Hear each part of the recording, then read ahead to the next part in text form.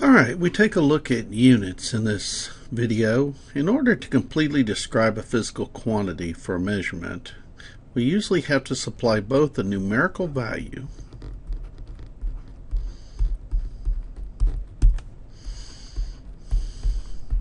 and units. Supplying a numerical value without the units is not only wrong, but it's potentially dangerous a lot of times. So as an example, let's look at a few things. You say that John weighs 200. Well, 200 doesn't mean anything unless we say what he weighs. Now, the way people normally say is 200 pounds. Actually, weight is a force, and he should say a direction as well, as we'll find out later in this course. So really, it should say John weighs 200 pounds down toward the center of the earth. Another example, the height of a basketball goal. Well, the height of a basketball goal is 10 feet. It's not 10 centimeters. It isn't 10 miles. Without the unit, the 10 doesn't really mean anything. The magnitude of the force of gravity on the ball was 30 newtons. A numerical value of 30 followed by a unit that tells you how much or how big that is. Let's do a couple others, or at least one other. How about temperature? Well, the temperature was 30, but then 30 what? Was it 30 Kelvin, in which case it was really, really cold? 30 centigrade, in which case it was fairly warm? Or are we talking about 30 degrees Fahrenheit? Well, 30 degrees Fahrenheit is below freezing. Without knowing the temperature's unit, you can't make a statement of whether it's cold, really cold, or warm. You have to know the unit. Now, people often assume that the units of a measurement are understood. This even happens in places like NASA.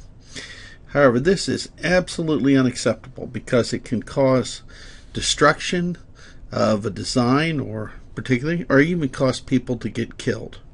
So it is absolutely essential that scientist or engineer always communicates the units, because we don't want physical harm and we don't want economical harm destroyed. For instance, some years ago, NASA was doing a particular landing, and in the code, the people had used a particular system of units. One of them thought they were using meters per second squared. The other one thought it was feet per second squared. And consequently, they misunderstood the acceleration, I believe it was, and they turned off the particular parachute, released it before it was time, and the thing crashed and destroyed, thereby wasting years of people's work and millions of dollars. As another example of that, microampere of current is very, very harmless amount of current. Microampere, you probably could put it on your tongue and be okayed.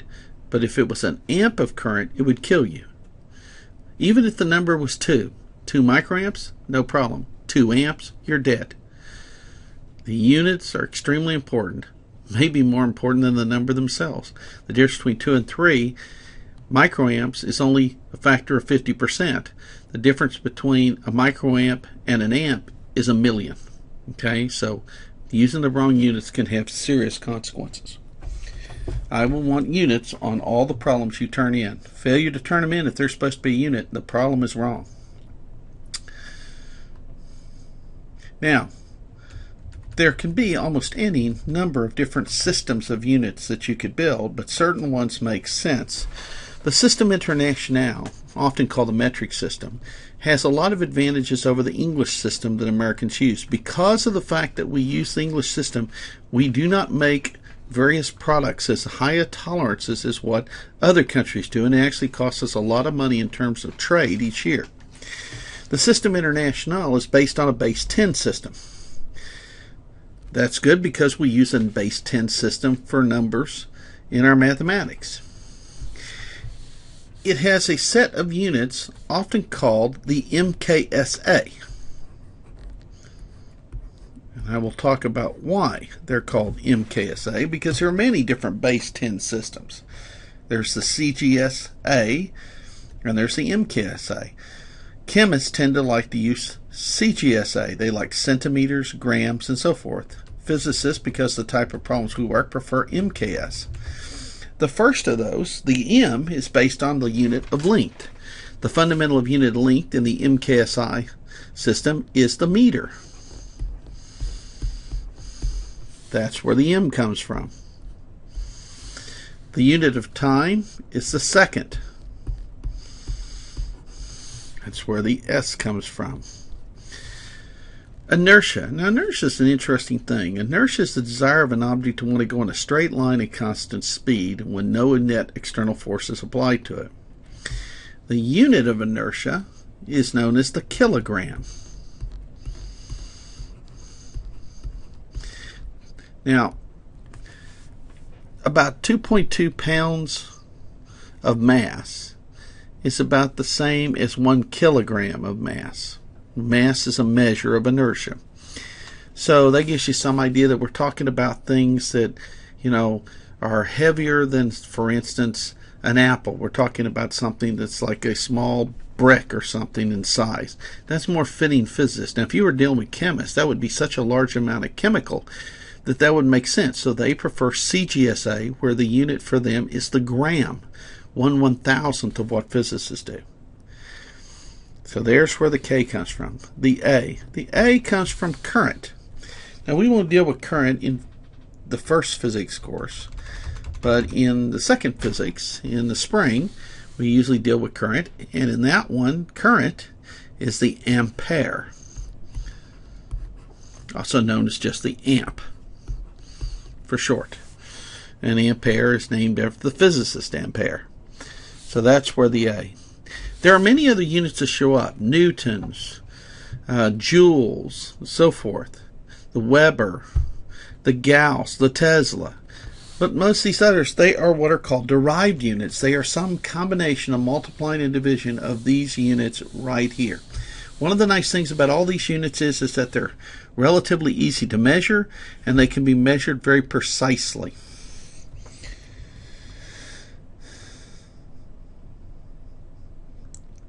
Here's some examples of derived units. The unit of the force is a kilogram meter per second squared, and that's called the Newton. And for that, we'll just use normally a large N.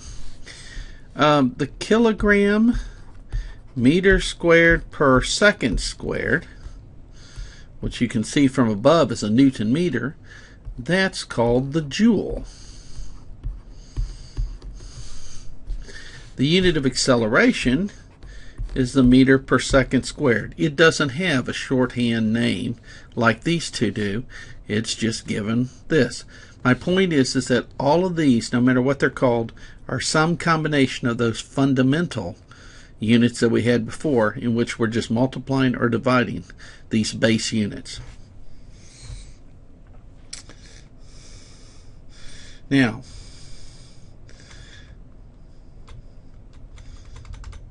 dimensional analysis. Units obey the rules just as the same as what you did in algebra, pretty much.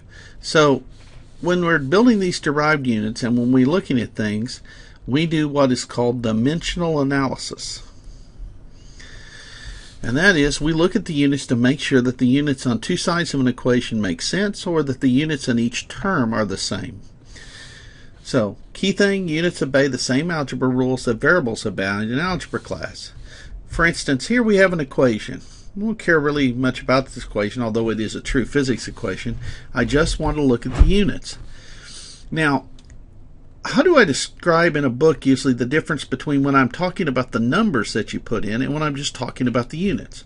Well, what most books do is that when they want to talk about the units, not the number, they will put brackets like this around it.